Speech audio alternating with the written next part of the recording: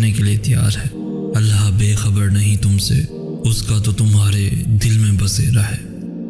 तुम सोचो, कोई तो बात है जो तुम्हारा दिल इतने आंसू बहाने के बाद भी मुतमईन हो जाता है।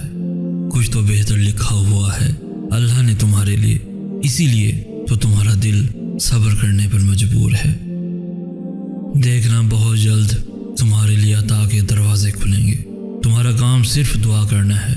तदबीरें अल्लाह खुद निकालता है। तुम्हारा काम सिर्फ दुआ करना है, वसीले अल्लाह खुद बनाता है। डरो नहीं, तुम जहाँ कहीं भी हो अल्लाह तुम्हारे साथ है। जब तुम अल्लाह की चाहत तक पहुँच जाओगे तब वो भी तुम तक तुम्हारी चाहत को पहुँचा देगा।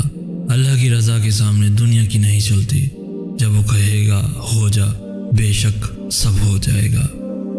तुम बस हालात से नाउमीद मत होना, क्योंकि मौजज़े यकीन वालों के लिए होते हैं।